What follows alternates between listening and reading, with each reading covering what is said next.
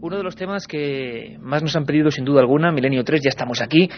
Esa escena, siempre intentamos ver la historia como una diapositiva y yo no sé por qué, quizás releyendo el libro que íbamos a regalar, un libro sensacional, pues he recordado ese momento. ¿Qué tuvo que pasar por la mente de ese hombre, ¿no?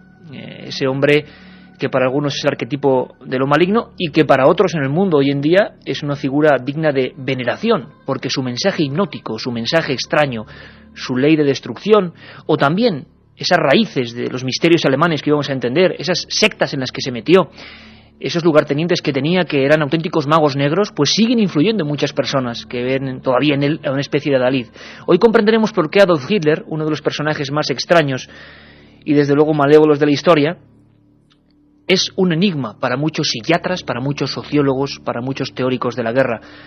Su cruzada, entre comillas, tenía mucho más de mística casi que de política. Él se creía realmente sobrehumano. Y todo eso empieza, según muchos, con un proceso mental, un proceso de locura muy especial que le afectaba desde su más tierna infancia.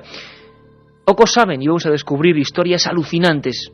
Muchas de ellas han surgido con el desmembramiento de la Unión Soviética, así como suena.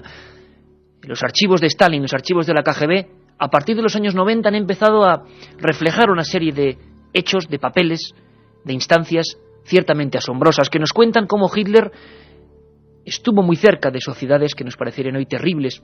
Muchos dicen que siguen perfectamente activas, intentando volver a montar aquella especie de panacea del Tercer Reich.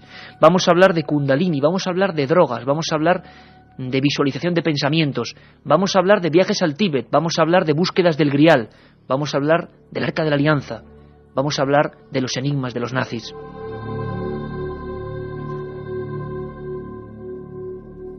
Y yo creo, Carmen, buenas noches. Estamos ya todo el equipo de guardia, el que siempre está aquí en la penumbra, muy especial, porque hoy cuando escuchábamos esa voz de Hitler que se sumergía casi en la música y que volvía a aparecer, pues todavía uno sentía cierto respeto, cierto miedo, el mismo miedo, y vamos a comprender cómo hacían esos actos, como decimos, considerados hipnóticos, actos de miles de personas donde nada quedaba al azar, acontecimientos que muchos alemanes dicen hoy.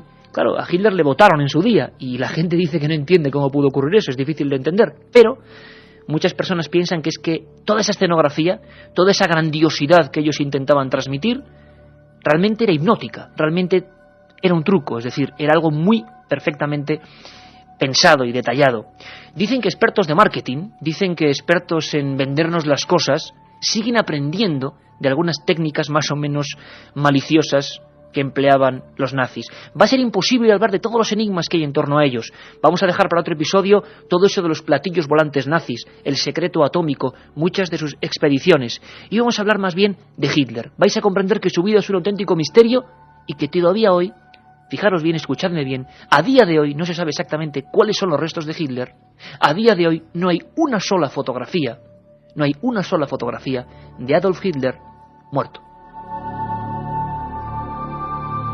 Con lo cual imaginaos la cantidad de suposiciones que surgen. Tan es así que otro de los grandes diablos, se puede decir de esa forma, y que me entiendan bien, como fue Mengele, el célebre doctor muerte de las SS que hizo tales experimentos brutales, este hombre nunca fue juzgado y se escapó y se le encontró entre Brasil y Paraguay. Es decir, muchos han pensado, muchos han creído, muchos también han difundido esta leyenda de que Hitler seguía o estuvo mucho tiempo vivo. Otros hablaban de que hay una estirpe. Sí, como suena, que Eva Braun tuvo hijos de Hitler. Todo eso lo vamos a contar hoy y vamos a hacerlo con los mejores invitados, con los mejores especialistas. Hoy vamos a echar una ojeada muy especial, un escrutinio auténtico sobre una parte oscura de la historia. Como decía, estamos todos. Carlos Barroso, Katia Rocha, Carmen Porter, buenas madrugadas. Buenas madrugadas. Apasionante el tema, ¿eh? Pues sí, la verdad es que toda la figura y todos los enigmas que encierra Hitler intentaremos tocarlos esta noche, porque además ya son muchos los amigos que nos están preguntando por ciertas cosas que tenemos preparadas para este programa. Nos están llegando mensajes a ese 7640, palabra clave, milenio, espacio y la pregunta que vosotros queráis, opinar sobre el tema, lo que queráis. Sorteamos 5 libros de El Enigma Nazi, de José Lesta, tercera edición, ya va por la tercera edición, del Archivo del Misterio de la editorial EDAF. 5 libros del Enigma Nazi entre todos aquellos que escribáis al 7640, palabra clave, milenio, espacio y lo que vosotros queráis. 273 páginas, os aseguro, impresionantes. Va a ser imposible, como decía, tocar todos los temas, pero vamos a acercarnos a figuras francamente misteriosas. Por cierto, en la nave del misterio, llevando esta especie de, voy a llamarle Mars Explorer casi, Juanma Frasquet, con estas músicas, hoy muy especiales. Y creo, sin más preámbulos, que ya en la cadena SER en La Coruña nos escucha, allí está la técnica, nuestro compañero Amable Paredes, y allí está nuestro invitado y el autor de este libro, José Lesta, el enigma nazi, el secreto esotérico del Tercer Reich. José, amigo, buenas madrugadas. Hola, compañero Iker, buenas noches, ¿qué tal? Pues mira, disfrutando, te lo digo como suena, con tantas historias, parece mentira cómo sigue influyendo todavía en las personas hoy, como por ejemplo el 7640 con la palabra milenio, desde hace muchas semanas, entre los temas predilectos, entre los temas en los que la gente quiere saber un poquito más, quiere saber qué ocurrió. En los temas en los que hay muchas brumas, pues sigue siendo uno de los favoritos. Realmente no miento, ¿verdad, José, si digo que Adolf Hitler, hablamos de antes incluso de la Segunda Guerra Mundial, por supuesto, antes de ascender al poder, Adolf Hitler, y tú lo cuentas muy bien, en su juventud ya tiene varias experiencias con unas extrañas voces, ¿no? Sí, la verdad es que es un personaje que ya desde el inicio, incluso en sus biografías oficiales, ¿no?, pues se cuentan historias, como tú dijiste antes, impresionantes, ¿no? Puedes creértelas o no, en algunas hay incluso testigos presenciales, pero es cierto ya que desde su infancia tuvo ese tipo de experiencias. Ya para empezar, nació en un pueblo bien curioso, ¿no?, en Braunau, un pueblo cercano a la frontera de Austria con Alemania, que era una cuna de médiums y de paragnostas. Fíjate que sin ir más lejos, sí que allí nació Rudi Schneider, que fue, digamos, uno de los mejores médiums, uno de los mejores dotados, paranormalmente hablando, ¿no?, que hubo en el siglo XX. Y se comenta, que la ama de llaves, la que amamantó a los hermanos Schneider, a Rudi Schneider y a su hermano, también amamantó de pequeño a Hitler. Curioso, ¿no? Pero a partir de ahí empiezan a desarrollarse una serie de acontecimientos, cuando ya en su adolescencia, en 1908, vive en Linz. Entonces Hitler pues quiere ser un pintor, un arquitecto reconocido, y sabemos una tarde de un invierno desapacible de 1908 que pasó una situación realmente increíble, ¿no? Entonces fue a ver una ópera de Wagner con su amigo August Kubizek, el único amigo que tenía entonces, ¿no?, en ese pueblo, y una ópera curiosa, la ópera Rienzi, donde se hablan pues de poderosos, en Roma, de emperadores, de gente que intenta aspirar al poder, de cómo avasallan al pueblo, a la sociedad civil, ¿no? Y en ese momento, en medio de la ópera, pues sale un libertador de la nación, ¿no?, que bueno, pues libera a toda Roma, ¿no?, a todo el pueblo italiano. Por supuesto, los dos amigos, tanto Hitler como Kubizek, pues caen extasiados, ¿no?, emocionados ante el espectáculo, y sucede algo increíble. Acaba la ópera, salen del teatro, y entonces Hitler, y esto lo sabemos por su amigo, que después escribió un libro al respecto de esa experiencia, sin decir palabra alguna, recorre todo el pueblo, todo Linz, ya es de noche, las estrellas a su alrededor, sube a la cumbre más alta, la cumbre del Freinberg, una montaña de difícil acceso, y una vez llegan a la cumbre están absolutamente solo ellos dos juntos, y en ese momento lo que dice su amigo es que a través de Hitler surge una voz, surge alguien que su amigo no reconocía, que le habla en visiones extraordinarias, increíbles, ¿no?, de una misión, un futuro predestinado para entonces el que era su amigo, ¿no?, para Adolf Hitler. Eso fue lo que él dice que sucedió, y a partir de ahí, bueno, muchas más experiencias. En la Primera Guerra Mundial, por ejemplo, y esto es una experiencia mucho más conocida porque la divulgó una periodista americana, Janet Flanner, y es una experiencia increíble, ¿no? Estamos ya en 1918, Hitler entonces es un cabo absolutamente anónimo que está en el frente francés, en Ypres, y bueno, es un enlace de guerra, hace misiones arriesgadas, y en un momento dado, una noche, está en una trinchera con unos compañeros, y él dice, esto lo dejó reflejado en una entrevista, que oye una voz, un instinto, algo interior, le dice, levántate y vete allí. Entonces en ese momento él dice que se levanta a unos 20 metros de distancia, se vuelve a sentar y empieza a cenar. Y en ese mismo instante una especie de resplandor, de obús, estalla en la cercanía, ¿no? todos los compañeros que estaban cerca de él anteriormente, antes de que oyera esa voz, habían muerto. Él se había salvado. Y no fue la única vez, porque sabemos que Hitler tiene unos 46 atentados contra su vida de mayor o menor gravedad, y en todos ellos, una gran parte al menos, siempre surge ese instinto, esa especie de voz interior, de instinto personal, que parece salvarle. Incluso en el atentado más conocido que tiene en el año 44, cuando ya la guerra está totalmente perdida y están en un búnker en Rusia, mirando unos mapas, sucede también algo curioso, ¿no? Hay un complot contra él y colocan una especie de maletín debajo de la mesa de los mapas, un maletín que se encuentra muy cercano a Hitler. Bueno, en ese momento, un maletín con bombas, con explosivos, evidentemente. En ese momento Hitler está teórica y prácticamente muerto. Es un maletín que está a unos 3 metros de distancia de él y es imposible que salga ileso de allí. Sin embargo, ocurre lo inesperado. Un coronel, un ayudante de él, en ese momento están unas 23 personas en el recinto, choca, tropieza con el maletín. Entonces, ¿qué pasa? Coge el maletín y lo pone detrás de uno de los muros de la mesa de mármol.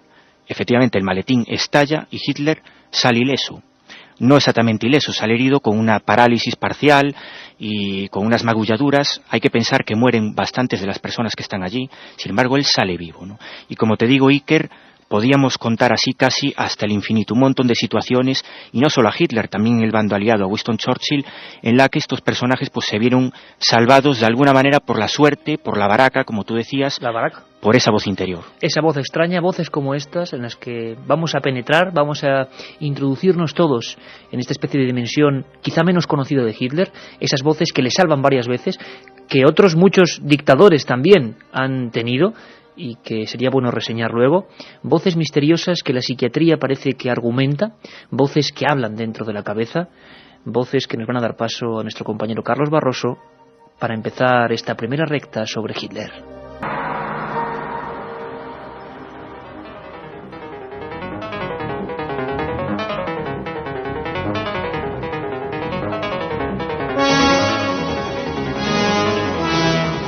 Los psiquiatras que estudiaron la mente de Hitler coinciden en diagnosticar un proceso de iluminación delirante en su persona.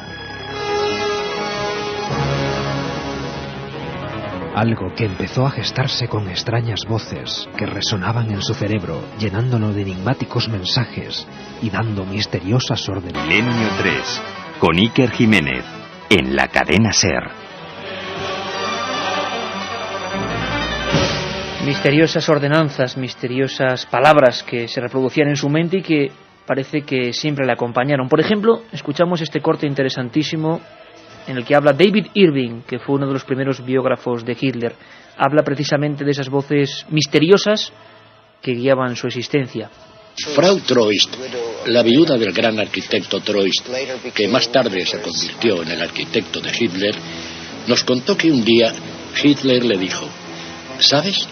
He escapado a la muerte muchas veces, pero fue porque una voz me advirtió y yo le hice caso. Hitler creyó en esa voz hasta el final, hasta que la voz desapareció. Y quizá desapareció ese día de abril, cuando los soviéticos entraban en el parque zoológico de Berlín y avanzaban hacia la Cancillería. Entonces esa voz había desaparecido para siempre. La OSS, la antigua Oficina de Estudios Estratégicos de Estados Unidos, inició un riguroso estudio de la mente del dictador. Lo diagnosticaron más o menos como demente iluminado. Él creía, según este estudio, Hitler creía que su vida era una especie de encadenamiento de milagros, de suerte milagrosa. Algún día hablaremos, por ejemplo, de Franco. En la guerra se hablaba y había estudios muy concretos de esa supuesta baraca, es decir, de esa supuesta suerte absolutamente fuera de la estadística que le protegió durante un tiempo, sobre todo en los campos de batalla. ¿Casualidad? Probablemente, pero desde luego, para una mente tan compleja como la de Hitler, esto es interpretado casi como mensajes de la propia divinidad. Y él enseguida se va a ir metiendo por vericuetos que nos muestran un mundo negro, un mundo absolutamente oscuro, un mundo siniestro. algunas instituciones y sociedades secretas de las que ahora vamos a hablar. Pero vamos a dar paso primero a la gente, aunque ahora mismo en unos minutos estará Katia. Ya está el 7640, pero caliente con este tema. Sabíamos que va a dar polémica, ¿no? Son muchísimas las preguntas que hay en torno a esta figura que siempre nos ha llamado la atención. Y si me permites, Carmen, ante cualquier polémica, como siempre, este equipo simplemente expone los hechos. Nosotros, por supuesto, aquí están los datos, pero imaginemos que hay temas que llegan mucho a la gente, que a algunos les pueden indignar más, que a otros pueden incluso ser favorables, como también estamos viendo a este tipo de cosas. Bueno, allá cada uno, ¿no? Nosotros dejamos ahí bien clara la información. Jesús desde Cádiz nos dicen que a Hitler le gustaba hacer la tabla Ouija. ¿Qué hay de cierto? José, ¿sabemos algo de eso, por cierto? ¿O bueno, no hay datos? Algunas fotos, yo concretamente vi 2 fotos, ¿no?, de Hitler mirando una especie de bol, de vaso, de vasija grande con agua, donde se tiraba cera y se tiraba incluso huevos, las claras de los huevos, ¿no?, que es uno de los métodos, como sabéis, de predicción, ¿no?, hacia el futuro que existen y que en esa época pues se daban con más asiduidad. Yo he visto 2 fotos de eso, ¿no? Sobre la Ouija, bueno, yo no tengo noticias, pero lo que es seguro es que había cosas peores que la Ouija, desgraciadamente, detrás de este personaje. Bueno, por supuesto, una cosa sí quiero dejar clara y que con todo lo que estamos diciendo, a mí me cuesta trabajo hablar de ciertas cosas, entre otros motivos porque hay gente, evidentemente, que puede sentirse quizás más tocada, ¿no?, personalmente, y puedan pensar que quizás esto pueda ser una especie de apología de ese personaje, y quiero dejar claro al revés, creo, ¿no? Al contrario, es uno de los personajes. Pero un misterio sí que es. Pero es que es un absoluto misterio, claro. Eso sin duda, ¿no? Es decir, la propia personalidad del dictador y cómo consiguió el poder es un absoluto misterio. Eso es lo que queremos dejar claro hoy en día, ¿no? Y está clarísimo, José. Vamos con más Nos preguntas. decían también, otro amigo, la esvástica es un signo solar esotérico. Se dice, entre otras cosas, que Hitler adivinaba arrojando plomo fundido en agua y que era un gran sensitivo. Y yo con la audiencia, pues es increíble los conocimientos que tienen. Tenemos toda una hora para hablar de temas y entre ellos vamos a hablar de la esvástica. Como decía José Lesta, no solo Ouija, bueno, eso sería una suposición, pero sí desde luego Kundalini, experimentos con drogas, búsqueda de los pensamientos y de inducir con tu mente en otras personas. Vamos a descubrir una serie de experimentos absolutamente alucinantes. Y si me permitís, porque ahora enseguida va a estar Katia con muchas más preguntas para José, para nuestro especialista, vamos a escuchar a otro buen amigo de este programa, prestigioso psiquiatra, el doctor José Miguel Gaona, que estuvo durante muchos años estudiando la figura de Adolf Hitler y que, por supuesto, afirma que es un auténtico misterio, un misterio de delirio, un misterio de alguien que se cree iluminado, y lo que sí es cierto es que cómo alcanza el poder, con esas soflamas, con esas constantes citas al Todopoderoso.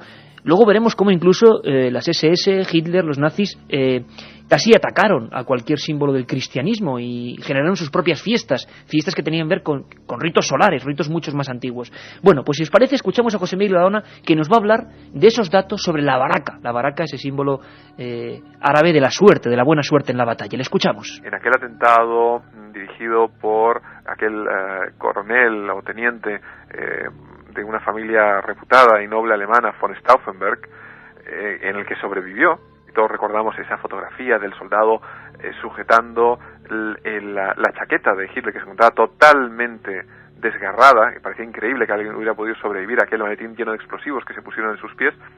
Hitler nuevamente creyó que nuevamente era elegido y que había sobrevivido por una especie de designio divino. Entre paréntesis, hay que apuntar que después de aquella explosión Hitler tuvo serios problemas de audición, de oído interno además, lo cual también le llevó a problemas de equilibrio y seguramente a nivel psicológico pues también le afectó. Me comenta Katia Rocha que bueno, que esto está absolutamente hirviendo. Vamos a empezar la segunda hora, si os parece, comprendiendo un poco quién era Adolf Hitler, dónde nació. Nos comentaba José Lesta que en un lugar muy especial. Pero si os parece, estos últimos 5 minutos siempre son vuestros. Katia. Buenas noches. Pues un montón de oyentes, por ejemplo, que además que como siempre saben muchísimas cosas. Por ejemplo, hay uno que nos dice, ¿es verdad que Hitler estuvo en el Polo Norte y tiene allí oculto el Santo Grial? Hombre, eso me parece mucho decir, ¿no, José? Aunque va encaminado por algo, bueno, ha oído pájaros, pero no... Va encaminado, lo que pasa que es cierto, no el Polo Norte, sino la Antártida, el Polo Sur, que hubo una especie de expedición extraña y misteriosa de la que cada vez sabemos más datos. Hubo un convoy invisible y ciego de submarinos, de avanzados submarinos alemanes con la última tecnología nazi, que partieron un mes antes de acabar la guerra, con destino en principio desconocido, pero probablemente hacia la Antártida.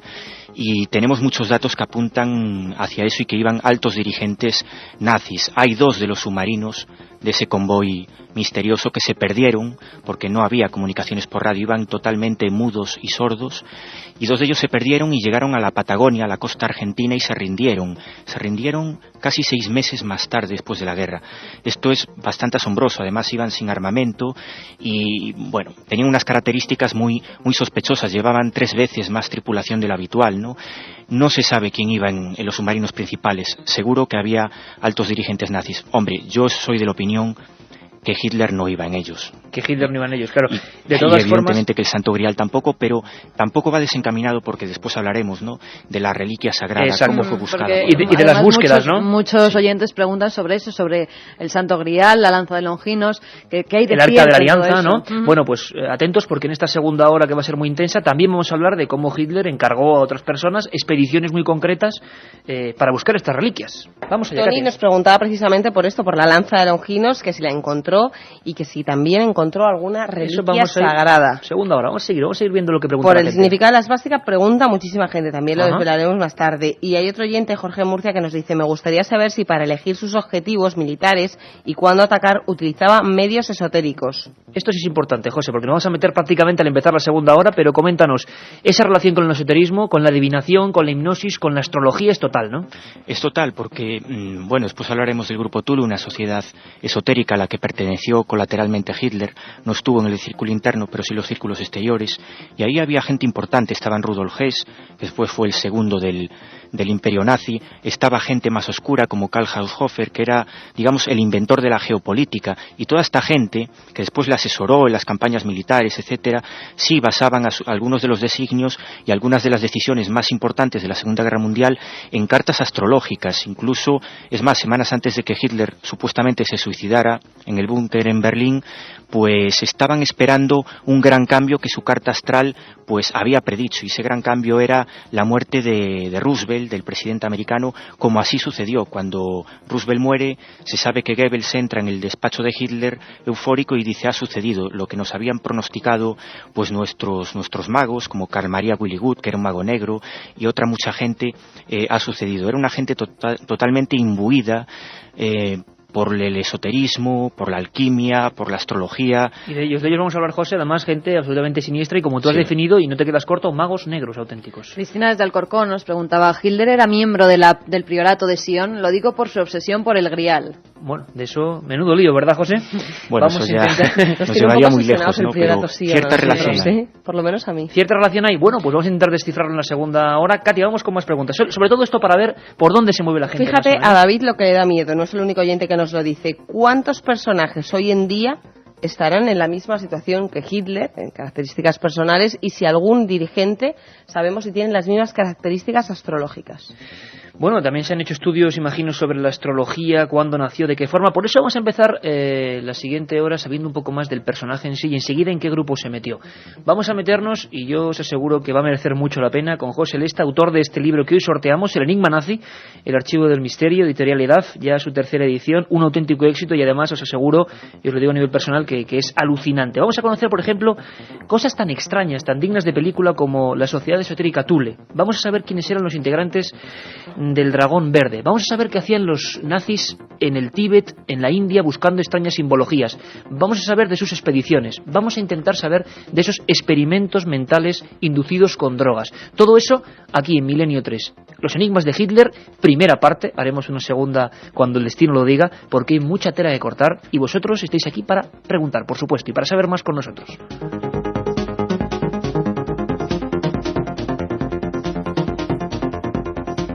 La otra realidad. Milenio 3. En la cadena SER. 1937. 200 personas mueren trágicamente en el santuario de la Virgen de la Cabeza. 1971 aparece el fenómeno de las caras de Belmez. 2003. ¿Qué relación existe entre estos dos episodios? Descúbralo en Tumbas sin nombre. Un apasionante libro de Iker Jiménez y Luis Mariano Fernández. Una tragedia, un misterio, una investigación. Editado por Editorial. Entramos en el lado oculto. Estamos en la época de esas voces de las que antes hablábamos. Habían ocurrido fenómenos para él tan significativos como ese obús que cae cuando unos segundos antes he escuchado la voz que dice vete de allí. Había una revista que fue fundamental, que se llamaba Ostara, una revista, este nombre es de una deidad, antigua divinidad indogermánica, dirigida por el extraño Joris Lanza. Este hombre, un benedictino renegado, fue una de las personas que influyó en Hitler. Era un auténtico obsesionado con dos temas, los Rosacruces, de los que un día hablaremos, y la búsqueda del Grial. Bueno, este tipo de amigos que surgen en esa tierra donde Hitler malvive, es un personaje marginal, serán de una influencia brutal en su vida.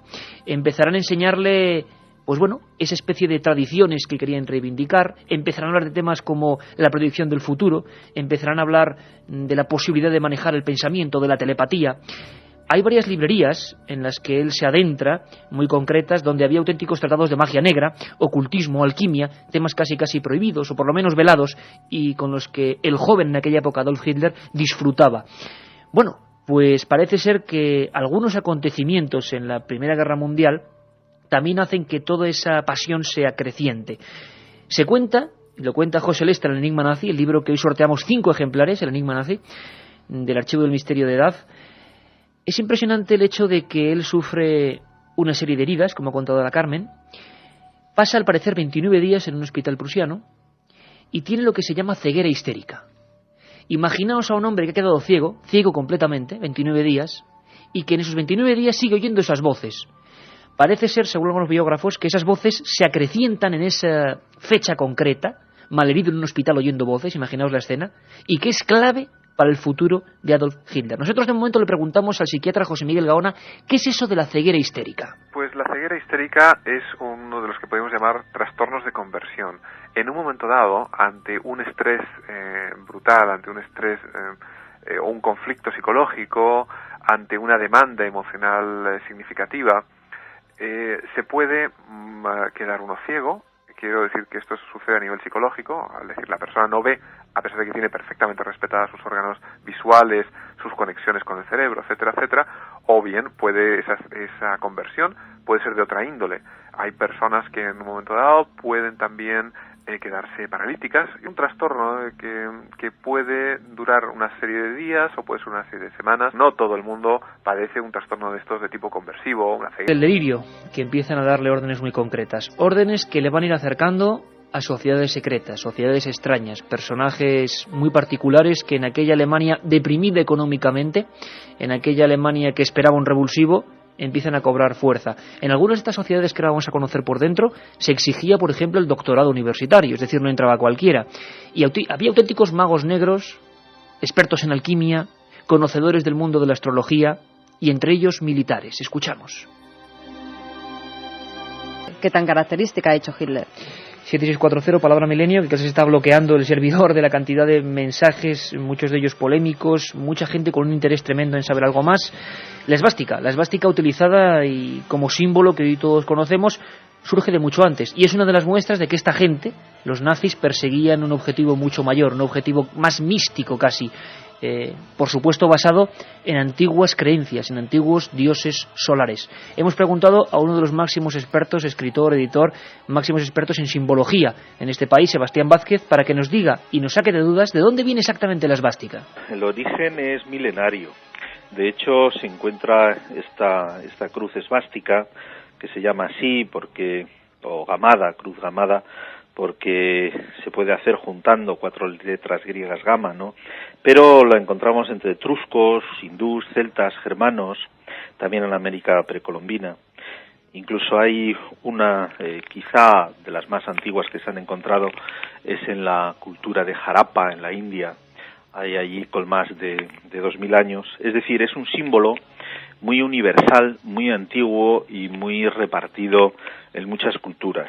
Aunque bien es cierto que esta cruz, que como sabes puede ser esvástica, es decir, girando hacia la derecha, o sabasvástica, que es hacia la izquierda, incluso bueno, es un símbolo también solar, un símbolo dinámico, pues ya digo que está presente en todos lados y en la cultura tibetana también. Esvástica, sabasvástica, nada quedaba al azar. Habían empezado ya una serie de interrogantes y de intereses en aquella gente y empezaron a ascender hacia el poder cogiendo ese tipo de elementos. Es entonces cuando aparecen en escena algunas sociedades secretas realmente inquietantes. José Lesta, autor del Enigma nazi, ¿cómo podríamos describir, cómo la gente podría imaginarse esta noche a la sociedad esotérica Thule? La sociedad esotérica Thule, de puertas para afuera, digamos, los documentos que han quedado, era una sociedad literaria, ¿no? Casi podríamos decir de amigos, que se reunían allí para hablar de las antiguas tradiciones alemanas, de leyendas nórdicas y a veces incluso de religión, ¿no? Esa es la fachada hacia afuera.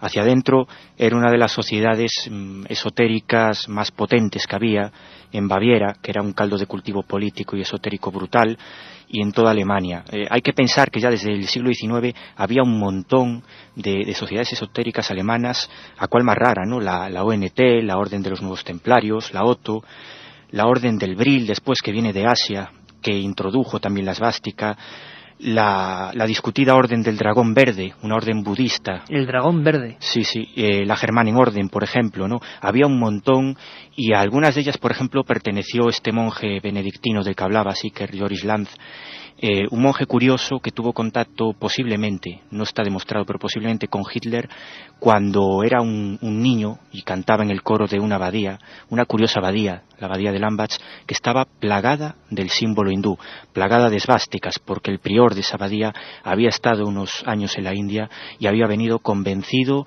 del poder benéfico, en principio, de ese símbolo. Después de la Guerra Mundial, por supuesto, limpiaron toda la abadía, pero aún queda, hoy en día aún se puede ver, una esvástica de madera en el altar de esa misma abadía, esa esvástica que veía todos los días Hitler cuando, siendo niño, pues cantaba en ese coro, ¿no?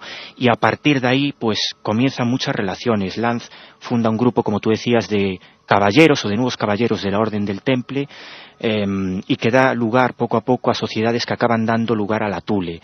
La Thule, por dentro, como te digo, era una sociedad netamente esotérica, con rituales propios de una sociedad paramasónica, algunos muy curiosos. Se sabe que se usaba la meditación y otras muchas cosas, ¿no? Porque, como en toda sociedad esotérica potente, había círculos distintos. Había un círculo externo, un círculo, digamos, más suave, y había un círculo interno totalmente esotérico, hasta el punto de que probablemente la mayor parte eran lo que se puede llamar hoy en día magos negros, ¿no? En el círculo externo, curiosamente, entró Hitler un día de 1922 y lo introdujo no un personaje cualquiera, sino entonces el que era probablemente el líder de esa sociedad o el personaje más influyente.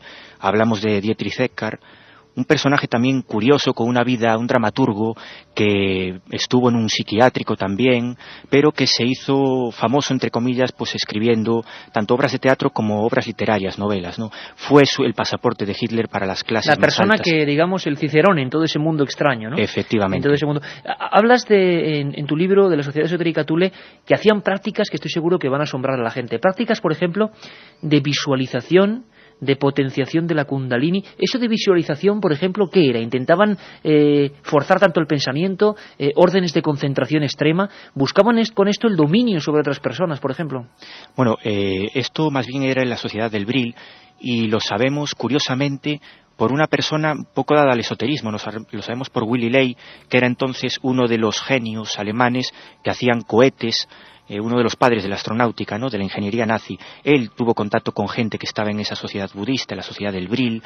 El Bril, para que nos entendamos, ellos creían que era una especie de energía o de fuerza de la naturaleza que lo inundaba todo, y que manejando esa energía, como tú dices, Iker, podías pues dominar o manejar los pensamientos de la gente, o incluso pues imbuir ciertos conceptos o ciertas historias a políticos y a gobernantes, ¿no? En esa sociedad sí se decía que se usaban técnicas, por ejemplo, por poner un ejemplo, pues partir una manzana en dos y observarla detenidamente durante muchos minutos, a veces durante varias horas, y a partir de ahí, meditando sobre eso, fíjate qué cosa más curiosa, pues intentaban entrar en estados de conciencia alterados, no solo para hacer predicciones, sino para lo que ellos llamaban, pues lograr estados de conciencia de lo que ellos decían que era ser superhombre, es decir, un hombre más allá de lo de lo común. Ellos creían que podían ser así, ellos creían que podían llegar a convertirse en esa especie de superhombres, y además creían que tenían derecho propio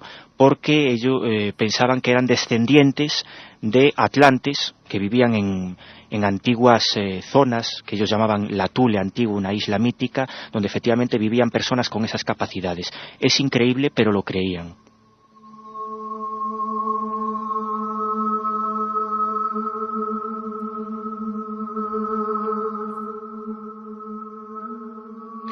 Y tanto lo creían que personajes de auténtica influencia, lugartenientes auténticos de Hitler como Rudolf Hess, él mismo dijo que era creyente absoluto en técnicas como la magnetoterapia, la acción de los imanes sobre el cuerpo y los estados mentales, por supuesto el horóscopo, la influencia del pensamiento y la hipnosis sobre la voluntad de una persona, y todo eso intentaba transformarse, aprenderse en esa especie de escuelas del pensamiento. La hipnosis era algo absolutamente contrastado y que se ponía en movimiento en aquella especie de impresionantes mítines, impresionantes arengas donde la gente, en una especie de estado hipnótico, como decimos, llegaba a un estado casi de éxtasis. Los psiquiatras han estudiado ese fenómeno en sí en la masa. Escuchamos al psiquiatra José Miguel Gaona. Estamos ante un movimiento, el nazismo, que tenía un caudal que lo alimentaba, que no era político en el sentido más estricto de la palabra, sino tenía un gran grado místico, sin lugar a duda. Y Hitler era su adalid.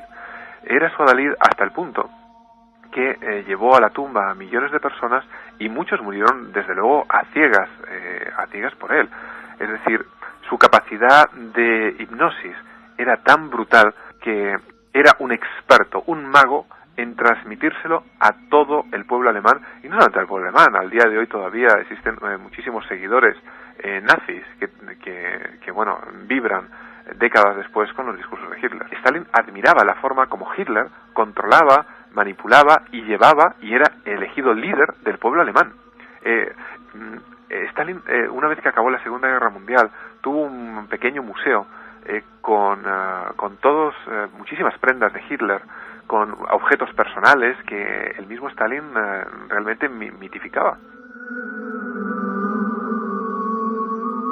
La otra realidad. Milenio 3. En la SER.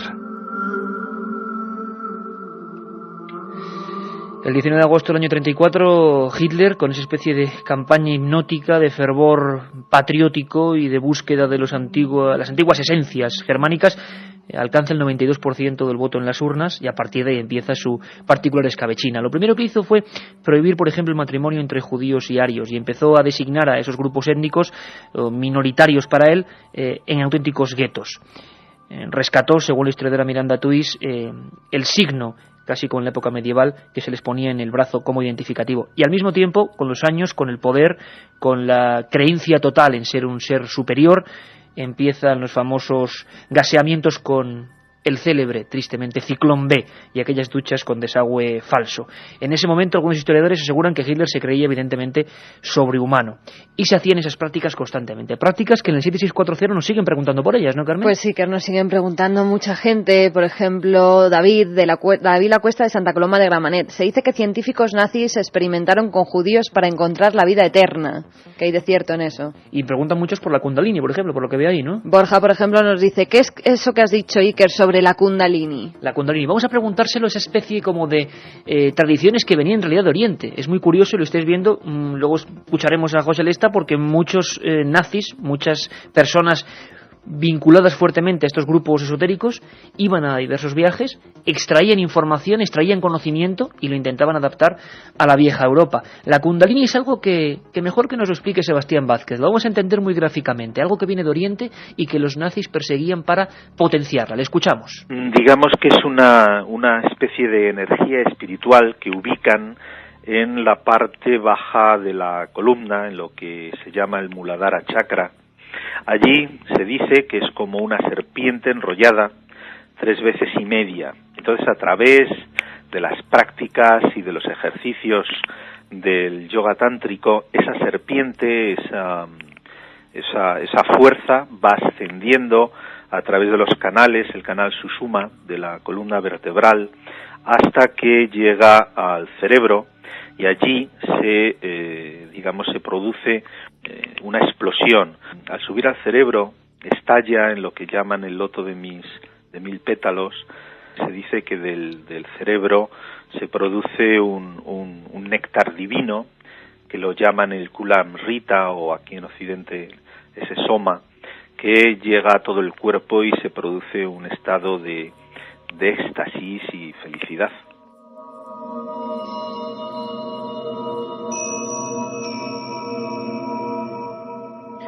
Cuando son las 2:26 y Juanma Frasqueta en la nave del misterio nos pone estas sintonías, uno evidentemente se imagina una serie, ¿no lo imagináis vosotros?, de grupos esotéricos de este tipo, de estos propagadores de la raza aria, experimentando a este nivel, trayendo informaciones, como digo, por ejemplo, de los viejos lamas del Tíbet. Sin embargo, muchos experimentos salían mal, empezaron a ayudarse de las drogas, muchos experimentos iban por el lado oscuro. Porque en todas estas vertientes esotéricas, los expertos lo saben, hay dos líneas muy bien definidas. La que busca los hechos positivos y desde luego la otra, que parece que interesó más a esta gente. Escuchamos a Sebastián. El tratar de hacer prácticas con la Kundalini es peligroso. Es peligroso porque puede llevar a la demencia, a la locura. Bueno, ya se sabe que el nazismo estuvo muy interesado en todos estos cultos, en todas estas prácticas, pero según parece se separaron de los métodos tradicionales, buscaron atajos.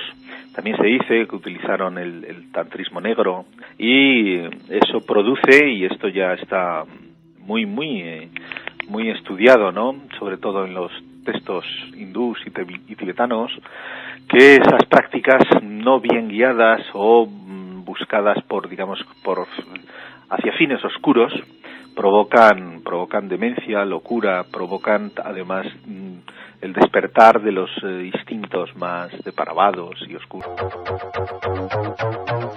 Ese control, esa historia, esa especie de manipulación mental que buscaban nos lleva a grupos ya que representan, pues creo que lo más negro, lo más extraño de esta historia, y que explica perfectamente José Lesta. Anerve, el círculo del anticristo, personajes como Himmler, ni más ni menos, convencidos de que sus guerreros, como decíamos antes, eran auténticos templarios, convencidos de la fuerza de lo extraño. Se supo mucho o poco de este círculo del anticristo, José Lesta. Fueron los que realmente empezaron las famosas expediciones, ¿no?, que interesa mucho a nuestra audiencia. Expediciones en busca de ¿qué?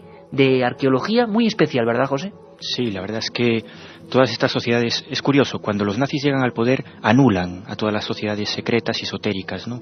La francmasonería y la masonería desde el principio, pero incluso a la propia Thule. De hecho, gran parte de la sociedad secreta Thule forman un grupo estatal y pagado por el Estado que se llama, como tú dices, la Anenerve. Es quizás el único ejemplo que tenemos en la historia de un grupo esotérico apoyado por la política, pero desde el Estado, ¿no? Y efectivamente ahí había 43 departamentos, había de todo. 43. Sí, y uno muy interesante, ¿no? Se estudiaba Zen, budismo, alquimia, pero había uno que era el de arqueología germánica, que dio mucho que hablar y sigue dando que hablar, ¿no? Porque ese departamento dio lugar a expediciones alucinantes en busca del arca, aunque parece increíble, en busca del arca de la alianza, expediciones de la que cada vez se sabe más datos, expediciones en busca del Santo Grial, incluso expediciones al Tíbet filmadas. Hablamos de fotografías. Filmadas, José. De filmaciones, sí, sin duda. Tú reproduces en el libro, en el Enigma Nazi, algunas imágenes impresionantes, que claro, porque están constatadas gráficamente, porque uno, y la gente está preguntando constantemente, hacían estas expediciones gastándose un dineral, y efectivamente porque buscaban pistas muy concretas, ¿no? No imagino que se tiraran ahí no sé cuánto tiempo para buscar nada, pistas extrañas, ¿no? Además, sobre esas expediciones, fíjate, nos preguntaba el amigo qué pasó realmente con la expedición que fue al Tíbet, ya que estuvo compuesta por personajes tan peculiares como paleontólogo Archusky. Pero, ¿qué buscaban, por ejemplo, en el Tíbet, José? Bueno, en el Tíbet, en principio, hay muchas teorías, ¿no? Desde que hay gente incluso que dice que intentaban un contacto real con el famoso rey del mundo. Esotéricamente hablando, para que nos hagamos una idea, el rey del mundo es una especie de personaje que vive en una ciudad imaginaria o real, según las versiones, que se llama Shambhala, y que desde allí controla con una especie de logia blanca los designios de la historia y de los gobernantes mundiales. Esa es la teoría. En principio iban a buscar sus raíces. Los nazis iban allí a buscar explorar pues las raíces indoeuropeas, hicieron verdaderas barbaridades con los tibetanos.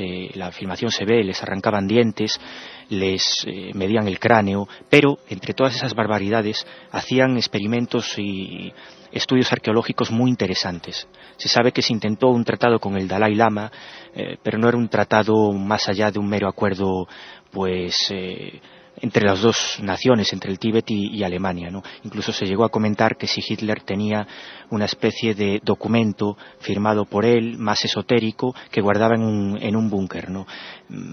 Lo cierto es que la expedición duró un montón, iban muchos científicos y oficiales de las SS y no fue la única, como te digo, a la Antártida, en Túnez y en Egipto intentaron excavar en busca del Arca de la Alianza, algo que además nos lleva a Madrid, nos lleva a España. Y que vamos a contar en un momento, y a ver, es impresionante, porque son elementos que muchos casi parecen algo de ficción bíblica. Sin embargo, esos objetos físicos, ya nos lo contó la película de Spielberg, ¿no? Indiana Jones, realmente motivaron búsquedas que, como siempre, y vais a descubrirlo, revelan que la realidad supera cualquier ficción, y en el caso de los nazis y sus experimentos, y sobre todo expediciones arqueológicas, pues desde luego esta máxima se cumple. Vamos rápidamente con algunas preguntas de los oyentes. La otra realidad. Fenómenos extraños. Milenio 3. En la SER. Bueno, primero recordar el número 7640, palabra clave milenio, espacio y el texto que nos quieran enviar. Muchos oyentes se preguntan que por qué no se reforma la ley educativa y no se enseña estas cosas en el colegio. Bueno. Bueno, y luego, por ejemplo, desde Rute, pobres Córdoba, alumnos. nos dice, ¿es cierto que se ensayaron hasta trasplantes de ojos buscando la raza aria? ¿De dónde la obsesión por crearla, Francisco? Ahí tendría mucho que decir nuestro amigo, entre comillas, claro, Joseph Mengele, ¿no, José Lesta? Sí, bueno, se hicieron esos experimentos y no fueron los únicos. Se hacían auténticas barbaridades en los campos de concentración, incluso se llegaba a congelar y deshelar gente, a prisioneros de guerra, para saber si, para los experimentos de astronáutica y de cohetes, saber si el hombre podría sobrevivir en el espacio a bajas temperaturas. Por supuesto, muchos morían en esos experimentos. El tema de los ojos es exclusividad de Mengele, un personaje, como decías al principio, Iker, que habría mucho que hablar. Se fugó, y no solo se fugó, mucha gente, muchos servicios de inteligencia sabían dónde estaba, sabían que se movía por Brasil y Paraguay, y murió con tranquilidad en el año 75. Increíble, que eso es indignante, ¿no? Totalmente. Pero, porque hizo muchos crímenes contra la humanidad. Ese tipo de personajes los tocaremos, por supuesto, con el ayuda de José Lesta, en las biografías siniestras y también biografías celestiales, ¿no? Queremos hacer un programa con lo mejor y lo peor del género humano, pero desde luego estos personajes, que sería otro programa amplísimo, ya sé que es mi cantinero, lo siento, sobre nazis subidos en diferentes puntos, y entre ellos España, y Valles y José Lesta y Miguel Pedrero han perseguido personajes de este tipo y los han llegado a entrevistar. Eso nos lo contará también. Quique es de Vigo, nos dice que hay de cierto en que Hitler podía controlar los sueños. Un saludo de unos oyentes que os escuchan mientras trabajan. ¿Leyenda urbana, José? Puede ser. Desde luego no hay datos sobre eso. Sí hay datos, por ejemplo, Hermann Rausching, un alto mandatario nazi que escribió un libro muy interesante que yo recomiendo sobre todos estos temas. Hitler me dijo, un libro histórico, pero que entre esos capítulos históricos salen cosas curiosas. Este señor tomaba anotaciones después de hablar con Hitler, y algunas de las frases que le dijo son realmente increíbles. Él llegó a saber que en medio de la noche Hitler se levantaba con procesos convulsivos, que gritaba, que tenía visiones, veía personajes. No sé si dominaba o no los sueños, desde luego. Sus mítines son todo un fenómeno y un ejemplo de cómo controlar a una masa. No sé si bajo hipnosis, pero desde luego algo de todo eso hay. Y como te digo, sí hay testimonios de que pasaban cosas extraordinarias, ¿no? Luis nos pregunta, ¿sabéis qué quiso decir Hitler cuando afirmó que si ganara la guerra daría a conocer algo asombroso? Bueno, al final de la guerra surgen muchas leyendas y muchos mitos. Habría que hablar también de la bomba atómica, ¿no? Y de muchos bulos que corrieron. También se dice que se llegó a comentar que había que seguir a otro líder que había dejado, y no fue así, ¿no? En definitiva, hay mucha mitología al acabar la guerra, fundamentalmente por dos cosas: por la increíble tecnología a la que llegaron los nazis 40 años por delante, y por el increíble entramado esotérico que estamos viendo hoy, que imbuía y nutría toda la política nazi, ¿no? Pero muchas de ellas evidentemente no dejan de ser eso, leyendas. Vamos con un bloque rápido para hacernos una idea, porque Patricia de Valladolid nos dice, estoy estudiando para un examen de historia y Hitler me tiene fascinada, el programa me viene de perlas. Gracias. Otro oyente, quisiera saber sobre Mussolini y Franco y su relación relación con Hitler. Otro más, Álvaro de Madrid. Te he escrito varias veces pidiéndote este tema. Por fin me habéis hecho caso. ¿Vais a hablar de la expedición de Monte Elbrus?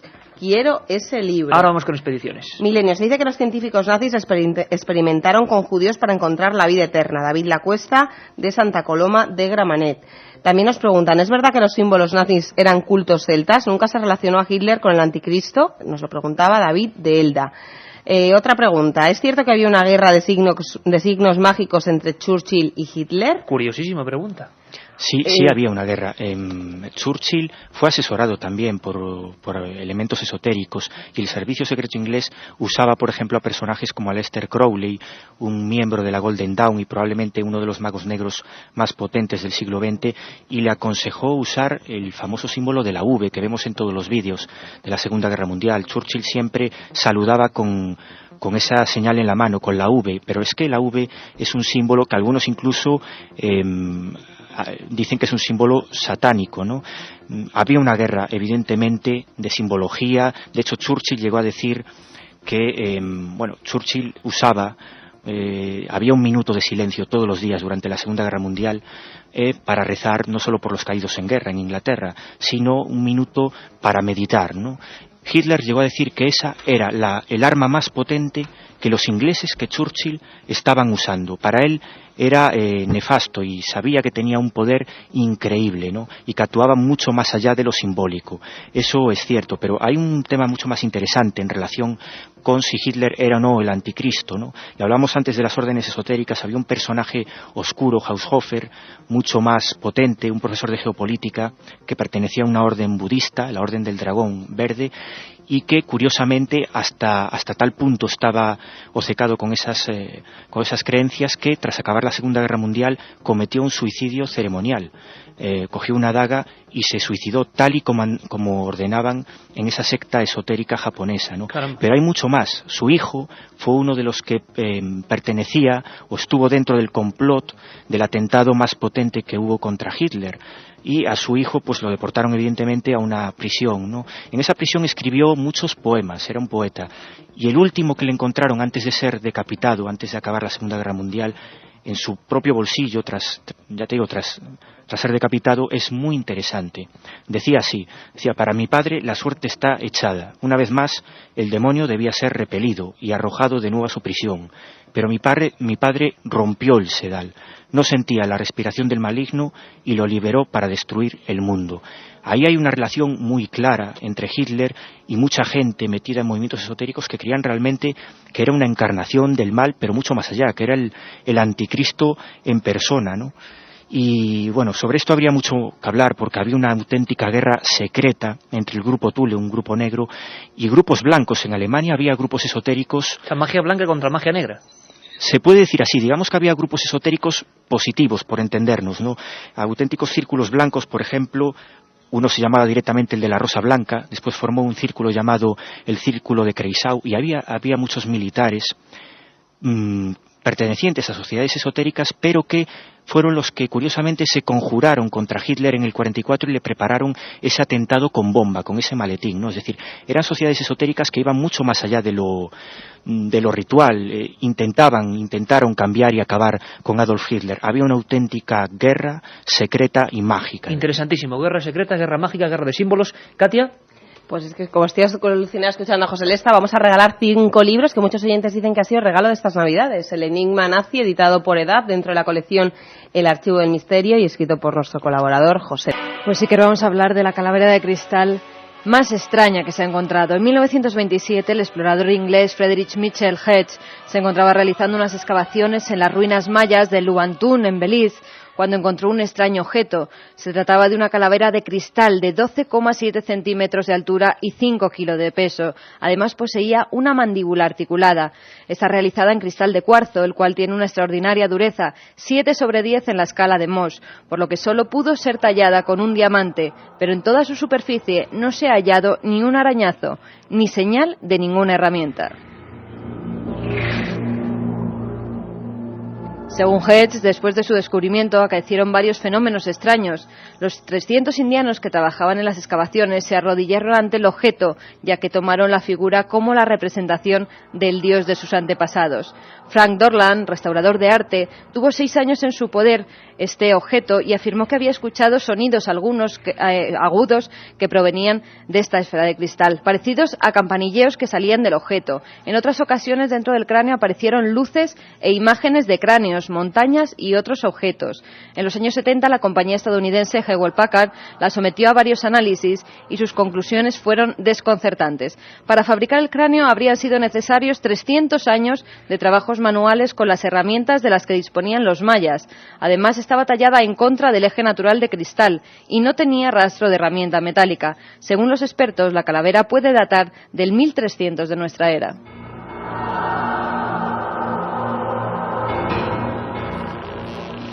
Y muchos, acostumbrados a la ruleta rusa, voy a decir, no, por Dios, a la montaña rusa, aunque el tema hoy es de ruleta rusa, de Milenio 3, dirán, bueno, ¿y qué pintan ahora las calaveras de cristal? Esa con, además, nos ha ido Carmen la historia de la más extraña, la que tenía una mandíbula móvil. Pues tiene que ver y mucho, ¿verdad, José Lesta? Porque los nazis, vamos a hablar, por ejemplo, porque queremos hablar del último día de Hitler, pero para todos aquellos que nos preguntan por las expediciones, hubo una expedición en busca de estas calaveras de cristal, ¿no es cierto? Sí, hubo una expedición en el año 38 en busca de lo que ellos llamaban las calaveras de la diosa de la muerte, ¿no? Y estaba auspiciada por Carl Maria Willigut. Willigut era una especie de Rasputín para Himmler. Himmler era el jefe de las SS y probablemente el individuo nazi más imbuido de las creencias esotéricas, y este mago negro pues hizo que esa expedición fuera posible. Mandaron a varios oficiales de las SS metidos en la Nenerve hasta Brasil. Llegaron a Brasil, lo que pasa que tuvieron bastante mala suerte. Afortunadamente no las pudieron robar porque fueron detectados y fueron detenidos, pero en los interrogatorios bastante fuertes que tuvieron, sí dijeron que efectivamente querían las calaveras porque creían que eran unos restos de la antigua Atlántida, de esa antigua Thule, y que efectivamente pertenecían, según ellos, a la diosa de la muerte, una diosa nórdica, ¿no? Y esta es una noticia que salió hace relativamente poco tiempo. Si pensamos que fue en el año 2000, salió desde Rusia, porque hay que decir que en Rusia se encuentran aún muchos secretos y muchos misterios sobre muchas expediciones y reliquias, porque allí se encuentran documentos de la Nenerve, documentos del buró ocultista nazi, que quizás algún día, quién sabe, en este siglo XXI que está comenzando, pues nos den a conocer.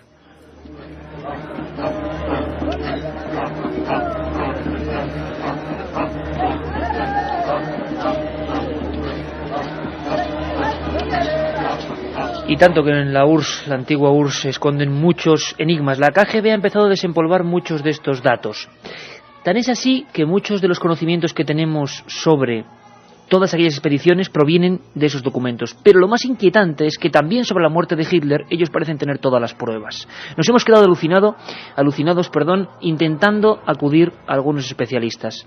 Realmente hay mucho misterio en torno a las últimas horas de Hitler. Se han escrito libros, se han escrito historietas, se han hecho películas, pero la actualidad más rabiosa nos deja de nuevo la senda de la absoluta sorpresa. Hemos hablado con Rodrigo Fernández, nuestro corresponsal en la vieja Unión Soviética, en Moscú, y nos ha contado todo lo que se está cociendo. Vais a quedaros alucinados. Vamos a dedicar este último cuarto de hora. Os prometo que la semana que viene habrá, en las próximas semanas, mucho tema griálico, mucho tema de búsqueda del grial. Pero vamos a hablar de ese último día. Empezábamos con Hitler en esa escena, ¿verdad? Los rusos llegando, él a punto de suicidarse, o no, quién sabe, y toda una vida que se venía al garete, y toda una idea de un imperio que se venía al garete. Periódico Pravda y los archivos de la KGB están sacando cosas sorprendentes que no están llegando mucho a España y que merecen mucho la pena. Conectamos con Moscú, Rodrigo Fernández. Durante años no se supo del destino de Adolfo Hitler, y aunque en 1955 el tribunal de Berchtesgaden lo declaró muerto, persistían los rumores de que el Führer había logrado escapar a último minuto. Esos rumores fueron posibles gracias a la posición rusa. Stalin estaba interesado en hacer creer que Hitler podría estar vivo, y por eso el mariscal Georgy Zhukov, días después de la rendición alemana, declaró en conferencia de prensa que no habían logrado descubrir el cuerpo del Führer. Pero mentía. Los rusos sabían perfectamente que Hitler se había suicidado el 30 de abril de 1945 en el búnker de la Cancillería del Reich. 4 días más tarde, un grupo del contraespionaje soviético encontró los cadáveres quemados de Hitler y Eva Braun. El mismo día, otro grupo halló el cuerpo de Gustav Wehler, el doble de Hitler. Para comprobar que realmente los restos encontrados pertenecían al Führer, los rusos se llevaron la dentadura y un trozo del cráneo en el que se ve el orificio dejado por la bala que lo mató. Ese cráneo fue expuesto por primera vez en Moscú en la primavera del 2000. El 3 de junio de 1945, los restos de Hitler, Braun, del general Hans Krebs y de Joseph Goebbels, su esposa y sus 6 hijos, fueron enterrados en un bosque, cerca de la ciudad alemana de Rathenow. Pero al año siguiente decidieron cambiarlos de lugar, y el 21 de febrero los enterraron en Magdeburgo, en la sede del Tercer Ejército de Choque Soviético. Allí permanecieron durante largos 24 años, hasta que Yuri Andropov, jefe del KGB, propuso exhumarlos y hacer desaparecer todos los restos, ya que pensaban entregar el edificio a los alemanes y temían que estos pudieran descubrir los cadáveres. Fue así como el 4 de abril de 1970, soldados soviéticos incineraron los restos de los 11 cadáveres, entre ellos el de Hitler, y después arrojaron sus cenizas al Elba, en la zona de Biederitz. Hoy, del Führer solo quedan el trozo del cráneo, que se guarda en los archivos estatales de Rusia, y la dentadura, en los archivos de los servicios secretos.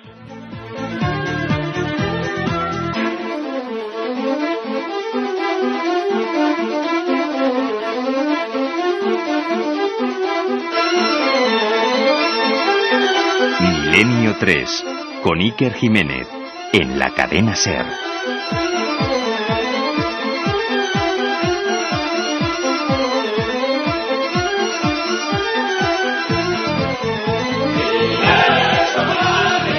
Los cánticos rusos que se apoderaban de Berlín, un momento mágico y absolutamente crucial para la historia de la humanidad tal y como la conocemos.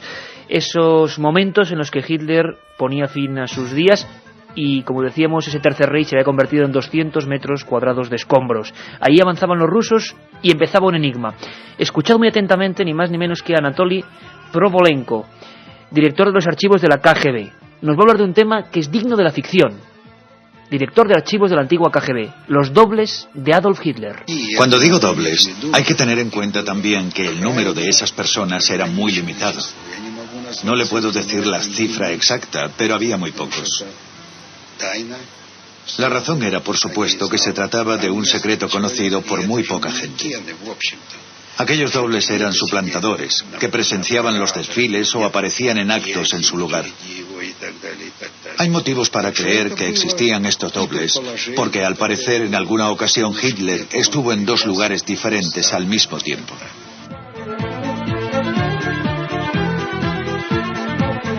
Y le hemos querido preguntar a David Solar, autor de un libro, El último día de Hitler, de la esfera de los libros. Él es director de la revista La Aventura de la Historia, y él, sin embargo, propone otra teoría para que veáis hasta qué punto están encontrados los puntos de vista sobre las últimas horas de ese malévolo Adolf Hitler.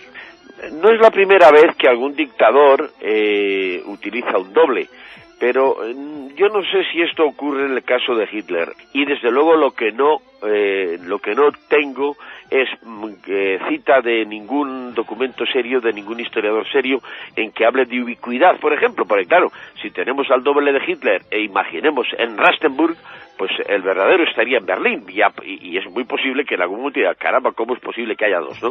Es decir, eso no se produce en ningún momento. Y en el búnker seguro que no, porque resulta que el búnker era un sitio muy pequeñito. O sea, el búnker, aunque era muy grande, era un lugar muy pequeño. Tenía 8 o 10 pequeñas habitaciones, todas comunicadas por un pasillo central. Y ninguna de las secretarias, si sobrevivieron 2 a la guerra y prestaron su testimonio en Nuremberg y han vivido, en el caso de Traul Junge, hasta hace 2 años, jamás dijo que habían visto 2 Hitler, ¿no?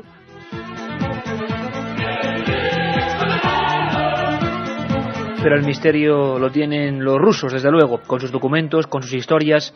Escuchar ahora a Vasily Orlowski, mayor de una de las fuerzas que entró en aquel búnker, en aquella cancillería, uno de los hombres que dice hoy, y el escándalo ha sido tremendo a través de Pravda, que no se quemaron los cuerpos de Adolf Hitler, que realmente los cuerpos enteros fueron enterrados, desenterrados, una historia delirante que tira por tierra todo lo que creíamos que era verdad, que se habían incinerado y, como decía Rodrigo Fernández desde Moscú, echado las cenizas al agua. Le escuchamos. A comienzos de junio de 1945, todos los cuerpos incluidas las cajas con los restos de Hitler y Eva Braun, los Goebbels y el general Krebs, fueron enterrados en algún lugar de Buch. Cuando nuestra sección de la Esmer se trasladó, nos llevamos los cuerpos con nosotros. ¿Cuántas veces fueron enterrados? Bastantes veces. ¿Cuántas? ¿5, 8, 10 veces? No, solo sé que les volvieron a enterrar por lo menos 2 veces. ¿Y esos entierros eran siempre de noche? Sí, por la noche. Es decir, que ocurrió 3 veces. Sí, tal y como yo lo recuerdo, fueron 3 veces.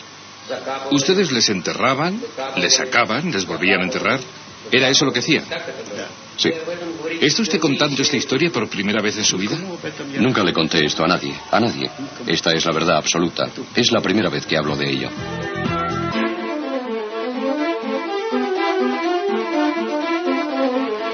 Y fíjate qué casualidad, nuestros amigos desde donde nos escuchan. Recibimos un SMS a ese 7640, palabra clave milenio, donde nos dice: hola, soy vuestro amigo Pedro el camionero. Y qué casualidad, estoy en un pueblecito a 50 kilómetros de Berlín. Amigo Pedro, nada es casualidad. José Lesta, autor de Enigma Nazi, el libro que hoy sorteamos, 5 ejemplares, miles de cosas más por contar, por supuesto, esto es solo una pincelada, pero caramba, dobles, restos que se queman, que no se queman. Yo quiero que me saque de una duda que tiene mucha gente. La foto esa que siempre sacan de Hitler con un orificio, es que ese no es Hitler. Y la siguen sacando. Efectivamente, me has leído el pensamiento, porque precisamente, bueno, esa foto sale en el libro, es una foto muy conocida, ¿no? Y es un doble de Hitler en el sentido de que los rusos estuvieron casi 10 días filmándolo, haciendo auténticos experimentos con él porque creían que era él. Tenía un orificio de bala en la frente y hubo al final que usar a un experto en reconocimiento facial, concretamente la oreja, parece ser que es un elemento tan raro como las huellas dactilares, y en base a cuadros, en base a fotografías de Hitler y a los restos que había allí, pues llegaron a saber que no era Hitler, ¿no? Los restos que actualmente se cree que son los de Hitler, pues la única prueba que tenemos de que son los correctos es simplemente las radiografías dentales que el ayudante del dentista de Hitler, Heusermann, pues dejó en la Cancillería. Claro, unas radiografías en medio de miles de documentos, de los cuales, bueno, pues son de dudosa procedencia, ¿no? Es un auténtico misterio. Y en cuanto también, abundando en el tema de los dobles de Hitler, hay un hecho para mí muy extraño dentro del búnker, y ya hablamos dentro, y es el 30 de abril a las 2:30 de la mañana.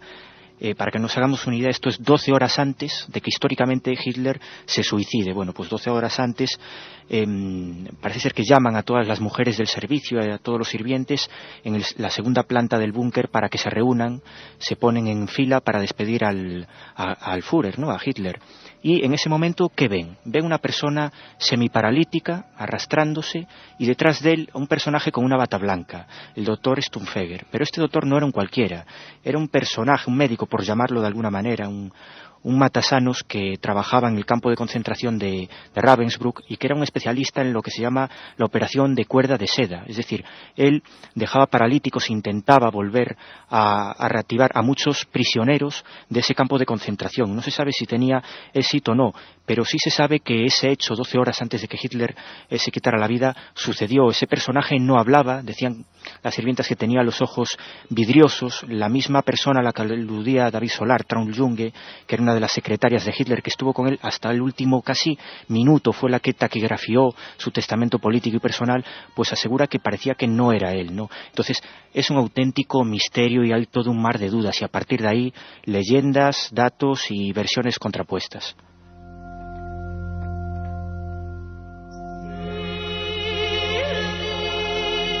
Otros autores hablan de 4 dobles de Hitler, algunos de ellos utilizados en las Olimpiadas de Múnich 36. Muchas sorpresas en torno a este último día, muchos documentos que están saliendo a la luz. Algunos de ellos ahondaremos, por ejemplo, sobre la descendencia, sobre si Eva Braun, la amante, bueno, que se casó al final, en la última hora, una boda que tuvo que ser dramática ahí en el búnker, si tenía hijos, no tenía hijos, si tuvo hijos antes. Hay toda una serie de teorías fascinantes para que os hagáis una idea de cómo desde el nacimiento y la, digamos, inmersión en la cultura esotérica hasta la misma muerte, el mismo día de la muerte, pues sigue siendo un misterio.